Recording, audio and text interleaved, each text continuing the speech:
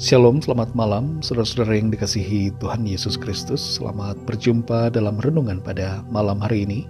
Doa dan harapan saya saudara semua ada dalam keadaan yang baik, sehat, penuh sukacita, dan berlimpah berkat Tuhan. Sebelum kita mendengarkan renungan firman Tuhan, mari kita berdoa. Bapa Surgawi, Bapa dalam nama Tuhan Yesus Kristus, kami mengucap syukur untuk berkat kemurahan Tuhan.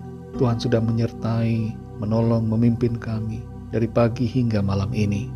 Kami bersyukur untuk sukacita, damai sejahtera, dan segala berkat kebaikan-Mu.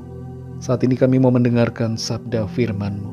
Urapi kami Tuhan agar kami mengerti dan taat untuk melakukan setiap kehendak-Mu.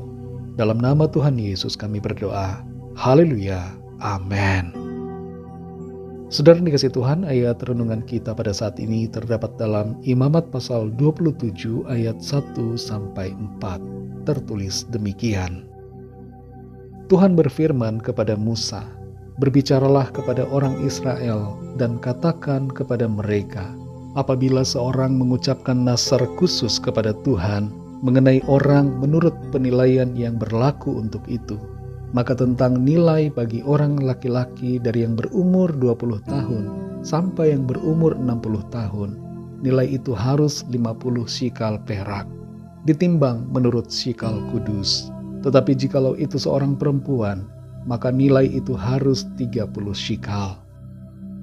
Saudara dikasih Tuhan, saat masih muda, dalam keadaan lumpuh, Nommensen membuat sebuah nazar kepada Tuhan, bahwa apabila Tuhan menyembuhkannya, maka ia akan pergi menginjil ke tempat yang sangat jauh. Saat itu dokter berkata, Nommensen akan lumpuh selamanya. Tapi ternyata Tuhan berkata lain. Nommensen mengalami mujizat kesembuhan.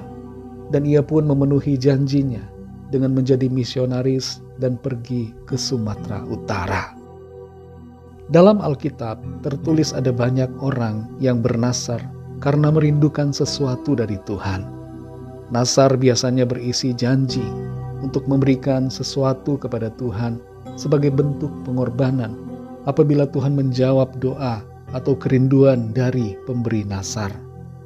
Di antara mereka yang bernazar ada Yakub, Yunus, Yefta, dan juga Hana yang bernazar bila Tuhan memberikannya anak, maka anak itu akan ia persembahkan untuk melayani Tuhan. Nazar yang mereka ucapkan membuat situasi hidup mereka berubah. Tuhan menjawab doa mereka dan mereka pun memenuhi apa yang mereka nazarkan.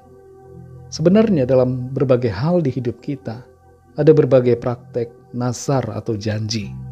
Misalnya janji dalam pernikahan untuk saling mengasihi dan sehidup semati. Juga janji dalam pekerjaan antara perusahaan dan karyawan, janji kontrak rumah, dan berbagai perjanjian lainnya. Janji-janji ini adalah nazar juga, tapi bedanya adalah dilakukan antara manusia. Sedangkan nazar itu biasanya adalah berarti sebuah janji yang diucapkan oleh manusia kepada Tuhan.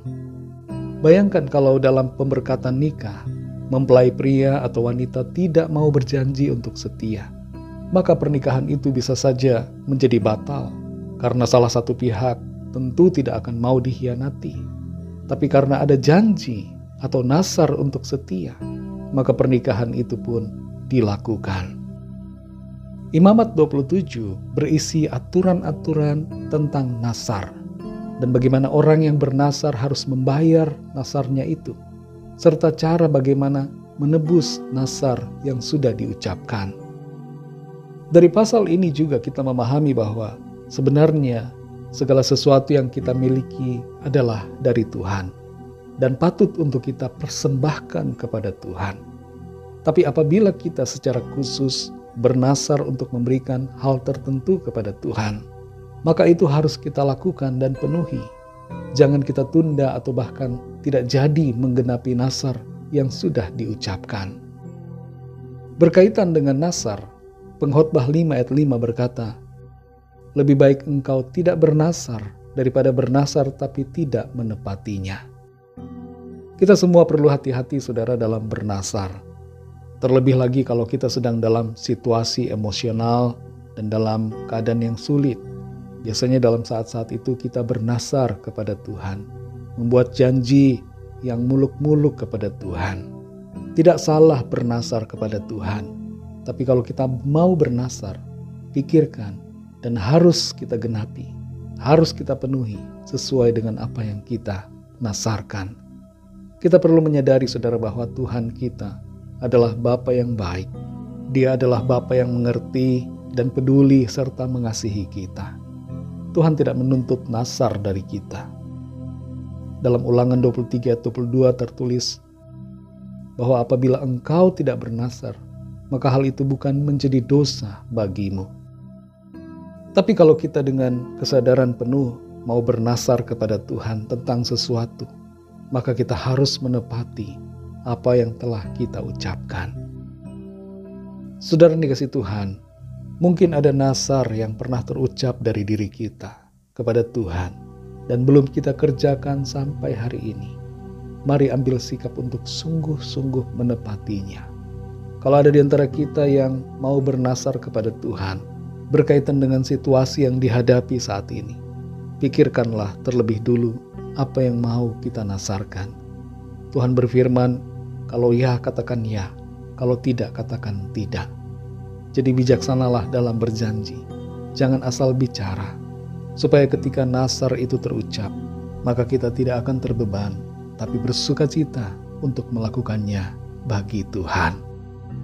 Satu hal sekali lagi yang perlu kita ingat, bahwa hidup kita dan segala milik kita adalah kepunyaan Tuhan. Karena itu mari kita hidup untuk hormat dan kemuliaan bagi namanya. Mari kita berdoa. Bapa Surgawi, Bapa dalam nama Tuhan Yesus Kristus, kami bersyukur untuk firman-Mu. Kami belajar tentang nasar. Kami mengerti bahwa Engkau adalah Bapa yang baik. Dan Engkau tahu, Engkau mengerti apa yang kami perlukan. Terima kasih untuk pengertian yang Tuhan sudah singkapkan bagi kami. Kami sadari bahwa setiap nasar yang terucap dari mulut kami harus tepati sesuai dengan apa yang sudah kami janjikan. Tolong kami Tuhan, supaya setiap kami dengan penuh sukacita menggenapi apa yang kami nasarkan kepadamu. Kami menyerahkan setiap pergumulan dan masalah hidup kami kepadamu. Kami percaya Tuhan menolong dan memberikan jalan keluar mujizat bagi kami. Malam ini Tuhan kembali kami akan beristirahat. Kami mohon berkat perlindungan-Mu atas kami. Berikan kami tidur yang nyenyak dan bangunkan kembali besok pagi dengan kekuatan baru. Tubuh yang sehat diberkati Tuhan. Untuk kami pakai memuliakan nama Tuhan dalam segala aktivitas kami. Kami berdoa bagi bangsa dan negara kami Indonesia, agar Tuhan melawat dan mencurahkan roh kudus-Mu Tuhan, agar setiap orang dari bangsa kami percaya kepadamu. Berkati juga situasi dunia ini, berikan keamanan dan perdamaian, serta berkat dari Tuhan. Ampunilah kami Tuhan akan dosa dan kesalahan kami, seperti kami juga mengampuni orang yang bersalah kepada kami. Segala puji hormat syukur bagi nama-Mu. Dalam nama Tuhan Yesus Kristus, kami sudah berdoa dan mengucap syukur. Haleluya. Terimalah berkat Tuhan. Tuhan memberkati engkau dan melindungi engkau. Tuhan menyinari engkau dengan wajah-Nya dan memberikan kasih karunia. Tuhan menghadapkan wajah-Nya kepadamu dan memberikan damai sejahtera. Berkat anugerah dari Bapa Surgawi, cinta kasih karunia dari Tuhan Yesus Kristus, dalam persekutuan dan penghiburan Roh Kudus, menyertai kita semua, sekarang ini dan sampai selama-lamanya. Dalam berkat nama Tuhan Yesus Kristus. Haleluya. Amin. Puji Tuhan, saudara dan kasih Tuhan, saya percaya firman Tuhan menjadi berkat dan kekuatan buat saudara semua, dan Roh Kudus akan menolong saudara untuk lebih lagi memahami kebenaran firman Tuhan. Tuhan Yesus memberkati saudara semua. Sampai jumpa dalam renungan yang berikutnya. Haleluya.